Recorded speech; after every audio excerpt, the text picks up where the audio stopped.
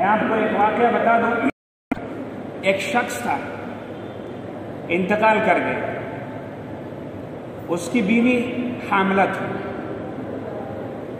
اس نے خواب میں دیکھا, جب اس کو بچہ پیدا ہو گیا, اس نے خواب میں دیکھا کہ ایک نبی ہے, غالباً عیسیٰ علیہ السلام ہے, ان کا گزر اس کے شوہر کی قبر کی طرف سے ہوتا ہے. تو وہ نبی کیا دیکھتے ہیں کہ اس کی قبر پر عذاب ہو رہا ہے, اور جب وہ نبی واپس آتے ہیں تو کیا دیکھتے ہیں کہ اس کی قبر پر اللہ کی رحمتوں کا نزول ہو رہا ہے. اب نبی پریشان, اللہ کے حضور میں حاضر ہوئے, اللہ کے دربار میں حاضر ہوئے اور پوچھا, اے اللہ آخر ماجرا کیا ہے؟ میں اس راستے سے گزر رہا تھا تو اس قبر پر عذاب ہو رہا ہے, اور جب میں واپس لوٹ رہا ہوں تو اس پر تیری رحمتوں کا نزول ہو رہا ہے. آخر بات کیا ہے, ماجرا کیا ہے؟ اللہ تبارک و تعالیٰ نے کہا کہ بات وہی ہے جو تم نے دیکھا ہے, بات وہی ہے جس کا میں نے تم سے مشاہدہ کروایا ہے کہ اس شخص پر پہلے عذاب ہو رہا تھا, اب اس پر میری رحمتوں کا نزول ہو رہا ہے. اس کی وجہ یہ ہے کہ یہ شخص بہت گنہگار تھا. جب اس کا انتقال ہو گیا, اس کی بیوی حاملہ تھی, جب بچہ دھیرے دھیرے پیدا ہوا اور اس لائق ہوا کہ وہ کچھ بول سکے اپنی زبان سے, تو اس کی ماں نے سب سے پہلے اس کو قرآن کی تعلیم دینے کا انتظام کیا, دینی تعلیم دینے کا انتظام کیا.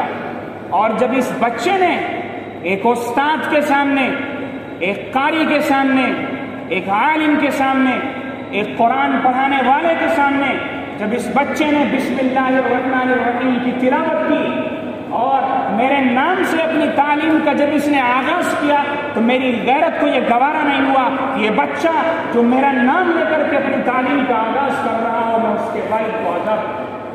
چنانچہ اس بچے کے کلام پاک پڑھنے کی برکت سے اللہ تبارک و تعالیٰ نے اس کے اوپر سے عذاب کو ٹال دیا, اس کو عذاب سے نجات دی.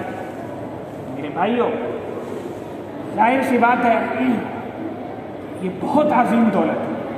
یہ اتنی عظیم دولت ہے کہ جس نے جبرائیل علیہ السلام کو سب سے مقرب بنا دیا, سب سے فضیلت والا بنا دیا, اور آپ صلی اللہ علیہ وسلم کو اپنے بعد سب سے افضل بنا دیا.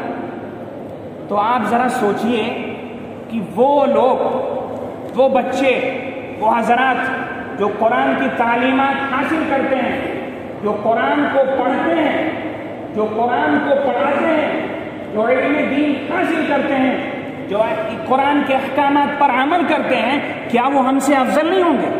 کیا ان کا مقام ہم سے بلند نہیں ہوگا؟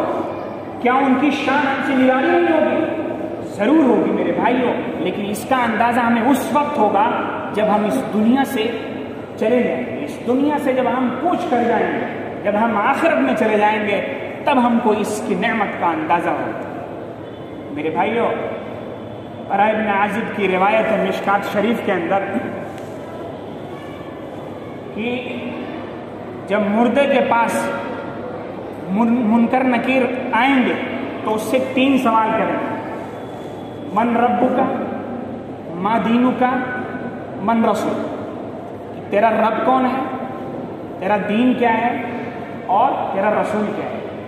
اگر وہ مردہ اپنی زندگی میں مومن رہا ہوگا, صالح رہا ہوگا, نیک رہا ہوگا, اچھے اعمال کیے ہوں گے, تو وہ پوری سناست کے ساتھ, پوری روانی کے ساتھ سارے سوالات کے جوابات دے دیں. منکر نکیر اس پر تعجب کریں گے, ارے تم کو یہ ساری چیزیں کیسے معلوم ہوئی؟ تو وہ کہے گا کہ میں نے قرآن پڑھا تھا, قرآن سیکھا تھا, قرآن کے اصول پر عمل کیا تھا, قرآن کے احکامات پر عمل کیا تھا, دین تعلیم حاصل کی تھی, جس کی وجہ سے مجھے آج پتہ چل رہا ہے کہ میرا رب اللہ ہے, میرا دین اسلام ہے, اور میرے نبی محمد صلی اللہ علیہ وسلم. میرے بھائیوں,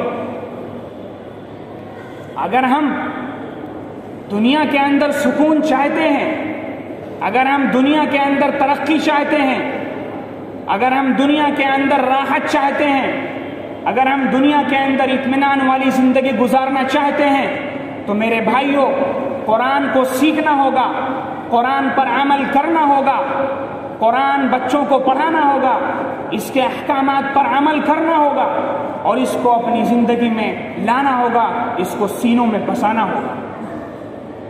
میرے بھائیوں، انسان کیسا زندہ ہے؟ 60 سال، 70 سال، 80 سال، اس کے بعد تو اس کو منتقل ہو جانا ہے، اس کے بعد اس کو اس دنیا سے چلے جانا ہے۔ انسان مرتا نہیں ہے، انسان مٹتا نہیں ہے، وہ ختم نہیں ہوتا بلکہ اس کا انتقال ہوتا ہے۔ انتقال الی مکان کے معنی آتے ہیں ایک جگہ سے دوسری جگہ منتقل ہوتا ہے۔ جب انسان پیدا ہو گیا ہے تو اسے مرنا نہیں ہے، اسے مٹنا نہیں ہے، اسے ختم نہیں ہونا ہے۔ عالم ارواح سے وہ ماں کے پیٹ میں آیا، ماں کے پیٹ سے وہ اس دنیا میں آیا، اس دنیا سے وہ عالم برزخ میں جائے گا، عالم برزخ سے وہ عالم حشر میں جائے گا، اور وہاں بھی میرے بھائیوں یہ سلسلہ چلتا رہے۔ تو انسان مٹتا نہیں، انسان مرتا نہیں، بلکہ وہ ایک جگہ سے دوسری جگہ منتقل ہوتا ہے۔ میرے عزیز دوستو، ہم مدرسے کے اندر پڑھاتے ہیں، ہمارے منتظمین، ہمارے قرہ حضرات، ہمارے اسٹافس جو بچوں کو فجر سے پہلے جگا کرتے، ان کو قرآن کی تعلیم دیتے ہیں، ان کو قرآن سکھاتے ہیں۔ میرے بھائیوں، وہ آپ کو یہ پیغام دینا چاہتے ہیں کہ یہ دنیا فانی ہے، اس کے اندر دوام نہیں ہے، اس کے اندر بقا نہیں ہے۔ ہمیں اس دنیا کی فکر کرنی ہے جس کے اندر دوام ہے، جس کے اندر ہمیشگی ہے، جس کے اندر نفسی نفسی کا عالم ہوگا، جس کے اندر انسان ایک ایک نیکی کا محتاج ہوگا۔ ہمیں اس دنیا کی فکر کرنی ہے۔ ہمارا مدرسہ اس چیز کا پیغام دیتا ہے۔ میرے بھائیوں، اس لیے آپ لوگ یہ عزم کریں، یہ ارادہ کریں کہ ہم سب سے پہلے اپنے بچوں کو قرآن سکھائیں گے، سب سے پہلے اپنے بچوں کو حافظ بنائیں گے، سب سے پہلے اپنے بچوں کو قرآن کے احکامات سے آشنا کرائیں گے۔ اس کے بعد ہم اس کو ڈاکٹر بھی بنائیں گے، اس کو انجینئر بھی بنائیں گے، اس کو پروفیسر بھی بنائیں گے، اس کو آفیسر بھی بنائیں گے۔ جب ایک ڈاکٹر حافظ قرآن ہوگا، جب ایک انجینئر عالم دین ہوگا، جب ایک پروفیسر قرآن کے احکامات کو جاننے والا ہوگا، جب ایک آفیسر قرآن کے اصول کو جاننے والا ہوگا، تو وہ پبلک کے ساتھ، وہ قوم کے ساتھ، وہ رعایا کے ساتھ، وہ لوگوں کے ساتھ غداری نہیں کرے گا، وہ رشوت نہیں لے گا، وہ ظلم کا ساتھ نہیں دے گا، وہ ظالموں کا ساتھ نہیں دے گا، وہ مظلوموں کی مدد کرے گا، وہ عدل و انصاف کا ماحول قائم کرے گا، وہ امن و آشتی کا پیغام دے گا۔ اگر ایک حاکم، ایک جج قرآن کو جاننے والا ہوگا، قرآن کو سمجھنے والا ہوگا، قرآن کا حافظ ہوگا، تو وہ جج قرآن کی روشنی میں معاملے کا جج کرے، قرآن کی روشنی میں معاملے کا فیصلہ کرے۔ اس لیے میرے بھائیوں، آپ یہ عزم کریں اور یہ ارادہ کریں کہ ہم سب سے پہلے اپنے بچے کو مومن بنائیں گے، سب سے پہلے اپنے بچوں کو سچا پکا مسلمان بنائیں گے، سچا پکا مسلمان بنائیں گے۔ اس کے بعد اس کو دین کی تعلیم دیں گے، اور دین کی تعلیم کے ساتھ ساتھ اس کے بعد ہم دنیاوی تعلیم دیں گے۔ میرے بھائیوں، ہم قرآن سے بہت غافل ہیں، ہم ذلت اور پستی کے شکار ہیں۔ آج ہمارا وجود خطرے میں ہے، اسلام پر حملہ کیا جا رہا ہے، قرآن کے پیغام کو مٹانے کی کوشش کی جا رہی ہے، اسلام کو بدنام کرنے کی کوشش کی جا رہی ہے۔ آج ہمارا وجود خطرے کے اندر ہے۔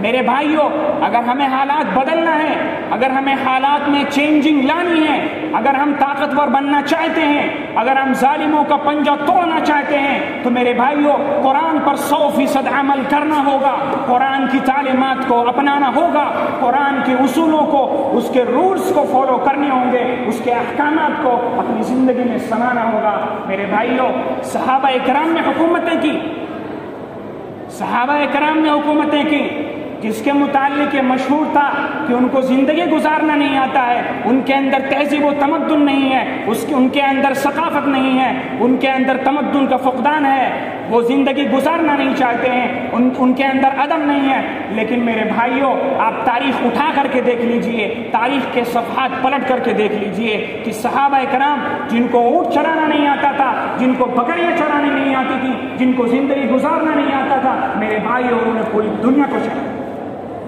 اس لیے میرے بھائیوں، آج یہ عزم کریں، یہ ارادہ کریں کہ ہم سب سے پہلے اپنے بچوں کو قرآن سکھائیں گے، قرآن کی تعلیمات سے ان کو آشنا کرائیں گے، قرآن کے احکامات سے ان کو آشنا کرائیں گے، حقوق اللہ اور حقوق العباد سے ان کو آشنا کرائیں گے، اس کے بعد ہم دنیاوی تعلیم دیں گے۔ اللہ تبارک و تعالیٰ کہنے سننے سے زیادہ